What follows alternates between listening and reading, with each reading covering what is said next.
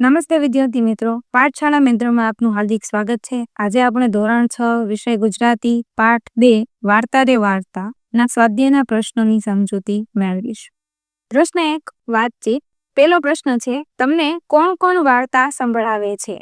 અમને અમારા માતા પિતા, દાદા દાદી અને શાળામાં અમારા શિક્ષકો વાર્તા સંભળાવે છે। બીજો પ્રશ્ન છે, તમને કેવી કેવી વાર્તાઓ સાંભળવી ગમે છે? અમને પંચતંત્રની વાર્તાઓ ઉપરાંત રામાયણ અને મહાભારતની વાર્તાઓ સાંભળવી ગમે છે। ત્યાર પછી છે પ્રશ્ન નંબર 3, તમે પશુ પક્ષીઓની ભાષા જાણતા હો તો શું કરો?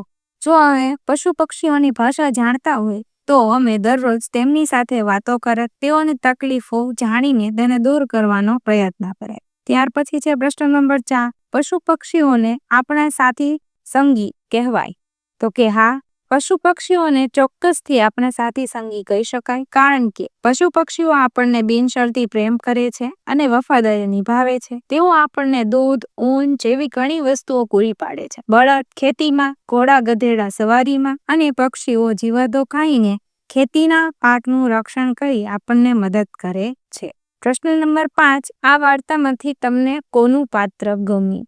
આ વાર્તામાંથી અમને કબૂતરીનું પાત્ર ગમ્યું, કારણ કે તે કાગડી અને હાથી બંનેનું દુઃખ સમજી શકી। જ્યારે હાથીને પોતાની ભૂલનો પસ્તાવો થયો ત્યારે કબૂતરીએ જ પક્ષીરાજ ગરુડ પાસે જઈને હાથીને માફી અપાવી અને બહેન તરીકે પોતાની ફરજ પૂરી કરી। ત્યાર પછી છે પ્રશ્ન 6, તમને ક્યારે કોઈ બાબતનો પસ્તાવો થયો છે? કેમ? તો કે હા, એક વખત ઘરની સાફ સફાઈ કરતી વખતે મારાથી ભૂલથી ચકલીનો માળો નીચે પડી ગયો હતો અને તેના ઈંડા ફૂટી ગયા હતા। મેં ભૂલથી એક માં પાસેથી એના બચ્ચા છીનવી લીધા હતા। તે બાબતનો મને આજે પણ પસ્તાવો છે। ત્યાર પછી છે પ્રશ્ન નંબર 2, આ પાઠમાંથી પ્રાણીઓના અવાજ રજૂ કરતા વાક્ય શોધીને લખો। પહેલું છે મોર। સરોવર કિનારે મોર ટેહુક ટેહુક ગહકે છે। પછી છે કોયલ। આંબાની ડાળે બેસી કોયલ ટહુકે છે। કબૂતર। કબૂતર ચારો ચરતો ગળું ફૂલાવીને ઘૂઘવે છે। હોલો। હોલો ઘૂ ઘૂ કરતો ફરે છે। કૂકડો। સવાર થતાં જ કૂકડો કૂકડે કૂક કરી સૂરજના આગમનની છડી પોકારે છે। પ્રશ્ન નંબર 3, ઉદાહરણ મુજબના શબ્દો કોષ્ટકમાં લખો। ઘટા તો શું થશે? ઘટાદાર। વજન તો વજનદાર। કસ તો કસદાર। જોર તો જોરદાર। રસ તો રસદાર। નસીબ નસીબદાર। અણી અણીદાર। ખુશ્બો ખુશ્બોદાર। મલાઈ મલાઈદાર। પાણી પાણીદાર। સુગંધી સુગંધીદાર। ફોજ ફોજદાર। ત્યાર પછી છે પ્રશ્ન નંબર 4, કૌંસમાં આપેલા શબ્દનો ઉપયોગ કરીને ખાલી જગ્યા પૂરો। પહેલી ખાલી જગ્યા છે, હાથીએ સડાક કરતી સૂંઢ ઉચકી। બીજી ખાલી જગ્યા, હાથીએ એક ડાળીને પકડમાં લીધી અને કડ ડાળી તૂટી પડી। ત્રીજું, હાથીએ હળવેક રહીને સૂંઢ ઉચકી। ચોથી ખાલી જગ્યા, હાથી હાફળા ફાફડો દોડ્યો જાય છે। પાંચમું, બાજ સરદાર હવામાંથી તીર વેગે હાથી પર ધસે છે। પ્રશ્ન નંબર 5, નીચેના વાક્યને પાઠના આધારે ઘટનાક્રમમાં ગોઠવો। એમાં પહેલું છે, તાપથી શિયાવિયા થયેલો હાથી ઘટાદાર આંબા હેઠળ આવીને ઊભો। બીજુંમાં આવશે, સેનાપતિએ બાજ સૈનિકોની ટુકડી સજ્જ કરી। ત્રીજું, સરોવરના છાતીપુર પાણીમાં હાથી ઊભો છે। ચોથું, ડુંગરની સાંકડી ઘાટીમાંથી હાથી બહાર નીકળી જાય છે અને હાથી હદ પાર થાય છે। પાંચમું, હર્ષના ગીત ગાતી કબૂતરી હાથીને પેલા આંબાની વાટે દોરે છે। પ્રશ્ન નંબર 6, નીચેના વાક્ય કોણ બોલી શકે તે એકમમાંથી શોધીને લખો। પેલું છે, અપરાધી હાથીને રાજ્યમાંથી કાઢી મૂકવામાં આવે। એ કોણ બોલે છે? તો કે રાજા ગરુડ। બીજું છે, ભાઈ તે તો હર્ષમાં ને હર્ષમાં ન કરવાનું કરી કપૂરી કબૂતરી। ત્રીજું છે, પંચ પરમેશ્વર હાથીના આ કૃત્ય સામે મને વાંધો છે, કાગડી કહે છે। ચોથું, મેં હર્ષના આવેગમાં આવીને જે કૃત્ય કર્યું તેનો મને ખૂબ જ પસ્તાવો છે, હાથી। પાંચમું, તું તારા અપરાધીની ક્ષમા ઈચ્છે છે? એમ હું પક્ષીરાજ ગરુડ પાસે જઈને કહીશ, કપૂરી કબૂતરી। પ્રશ્ન નંબર 7, આપેલા વિષયો વિશે બે વિદ્યાર્થી પાસે રજૂઆત કરાવો।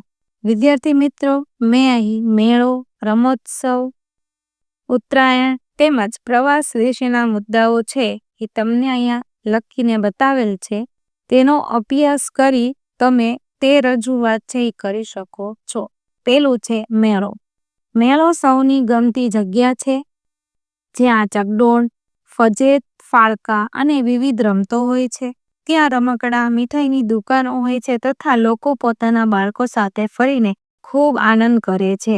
બીજું છે રમોત્સવ. શાળામાં રમોત્સવનું આયોજન થાય છે જેમાં લીંબુ ચમચી, સંગીત, ખુરશી અને દોડ જેવી રમતો હોય છે. વિદ્યાર્થીઓ તેમાં ઉત્સાહથી ભાગ લે છે અને વિજેતાઓને પુરસ્કાર આપવામાં આવે છે.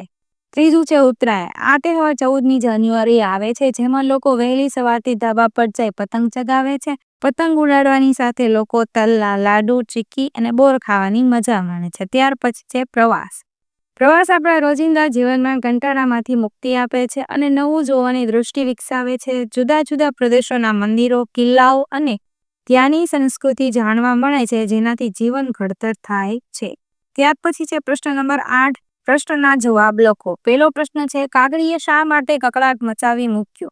હાથીએ મસ્તીમાં આંબાની એક ડાળી પોતાની સૂંઢ વડે તોડી નાખી જેના પર કાગડીનો માળો હતો. ડાળી તૂટવાથી માળો નીચે પડી ગયો અને ઈંડા ફૂટી ગયા. આ જોઈને કાગડીએ કકળાટ મચાવી મૂક્યો. બીજો પ્રશ્ન છે કાગડીએ નાગના પંચને શી ફરિયાદ કરી? કે હાથીએ મદમાં આવીને કાગડીનો માળો નીચે પછાડી તેના ઈંડા ફોડી નાખ્યા. તેથી કાગડીએ પંચને ફરિયાદ કરી કારણ કે વગર વાંકે હાથીએ તેના બચ્ચાની હત્યા કરી હતી અને માફી માંગવાના બદલે ત્યાંથી ગર્જના કરતો ચાલ્યો ગયો હતો. ત્યાર પછી છે ત્રીજો પ્રશ્ન કાગડીની ફરિયાદ સાંભળી પ્રધાનમંડળે શું ચુકાદો જાહેર કર્યો?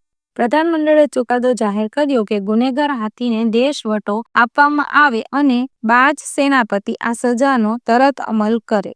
ચોથો પ્રશ્ન છે ગરુડ રાજાના દરબારનું વર્ણન કરો. ગરુડ રાજાના દરબારમાં ગીધની ચોકી છે, ડેલીએ કુકલાની પડઘમ ગાજે છે અને મેડીએ બુલબુલની શરણાઈ વાગે છે. ચોકમાં ન્યાયની ધજા ફરફરે છે અને રાજા ગરુડ સભા ભરીને બેઠા છે જેમાં હંસનું પ્રધાનમંડળ બિરાજ્યું છે. ત્યાર પછી છે પ્રશ્ન નંબર 5. પક્ષીઓએ હાથીને હદ પાર કેવી રીતે કરી?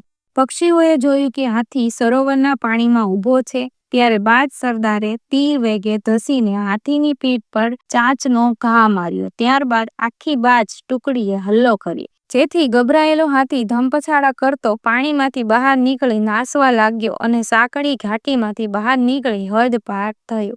છઠ્ઠો પ્રશ્ન છે હાથીને કઈ વાતનો પસ્તાવો થતો હતો? કેમ? હાથી પોતાના જોરના તોરમાં વિવેક ભૂલ્યો અને આનંદના આવેગમાં ન કરવાનું કરી બેઠો તેનો પસ્તાવો થતો હતો. તેનાથી કાગડીનો માળો તૂટી ગયો, ઈંડા ફૂટી ગયા અને હાથીને હદ પાર થવું પડ્યું.